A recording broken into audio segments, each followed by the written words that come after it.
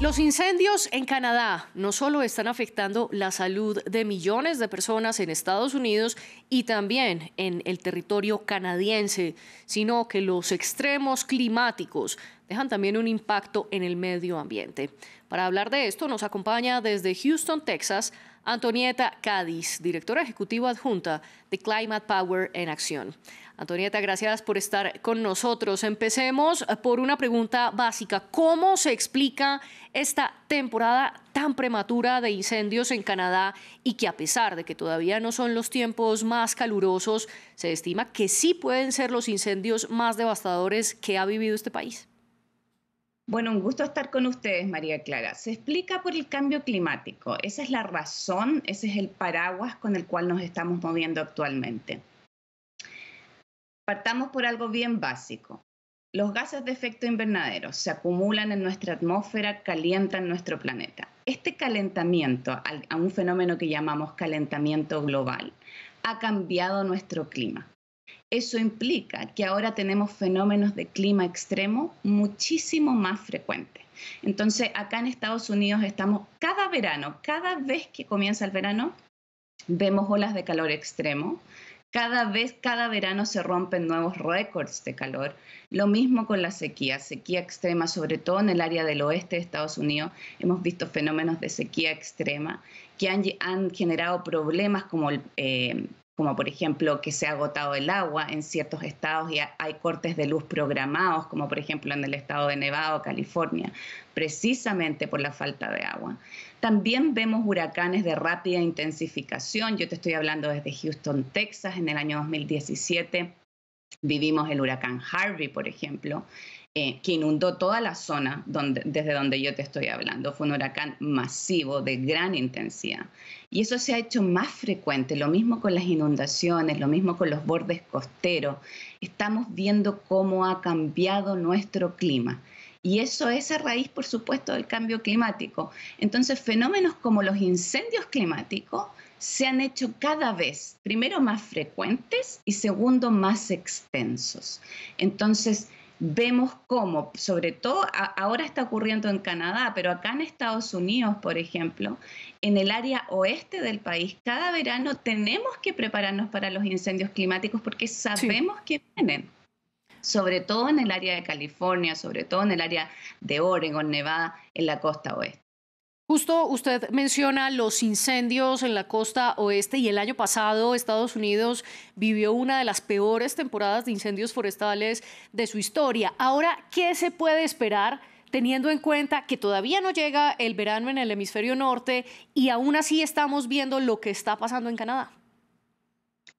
Lamentablemente esta es nuestra nueva realidad y me gustaría darte un poquito de esperanza y decirte que este verano va a ser un buen verano para todos nosotros, pero lamentablemente lo que tenemos que hacer es prepararnos para el verano y es justamente lo que hacen legisladores acá en Estados Unidos, comunidades de base, vecindarios, gobiernos locales.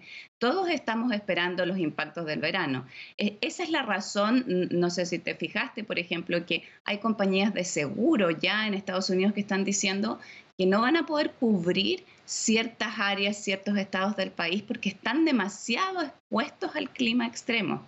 Entonces, esto básicamente es una nueva realidad con la cual recién estamos aprendiendo a vivir, yo te diría acá en Estados Unidos y en todo el mundo. ¿Y hay antecedentes de que un incendio o cientos de incendios, como es el caso de Canadá, ocurran en un país, pero el humo contaminante se trasladen y crucen las fronteras al punto de ver imágenes como las que hemos visto en Washington y Nueva York? Sí, por supuesto que lo es. Y yo, ahora que estaba viendo las imágenes de Nueva York, no podía evitar recordar las imágenes del 2020. Todos estábamos enfocados en la pandemia, pero ahí también recordemos que teníamos los cielos anaranjados en California, acá en Estados Unidos. Justo fue un año en la campaña presidencial donde justamente tuvimos un presidente, a un candidato en ese tiempo, Joe Biden, que habló de la crisis climática como la crisis de esta generación y se desató justamente a raíz de esos incendios climáticos. Ahora, usted nos decía que quisiera tener un mensaje esperanzador de que este verano no será peor, pero que la ciencia muestra que los extremos climáticos son cada vez más frecuentes y más prolongados. Aún así, le quiero hacer la pregunta de qué se puede hacer para evitar estos impactos. Por ejemplo, Canadá, luego de que se quemaran más de 3 millones de hectáreas de su territorio, el primer ministro Justin Trudeau lanzó un plan de emergencia. ¿Estas medidas funcionan y nosotros desde casa qué podemos hacer?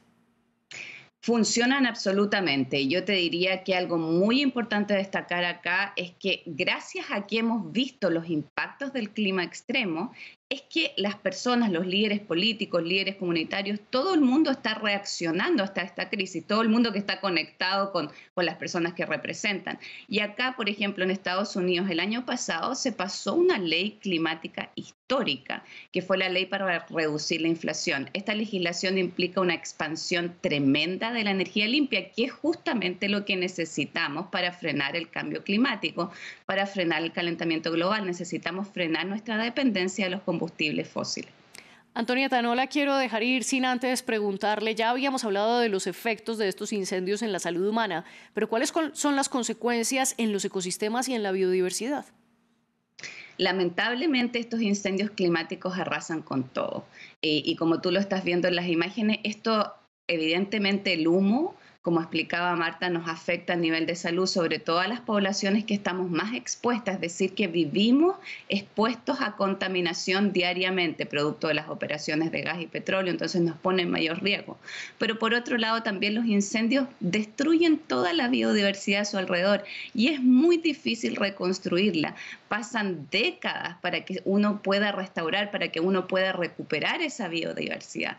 Por lo tanto, este es un problema que nos afecta a nivel de ciudades, a nivel de vecindarios, pero por supuesto también es un tremendo impacto para nuestro planeta. Antonieta Cádiz, directora ejecutiva adjunta de Climate Power en Acción. Gracias por estar con nosotros aquí. Gracias por la invitación.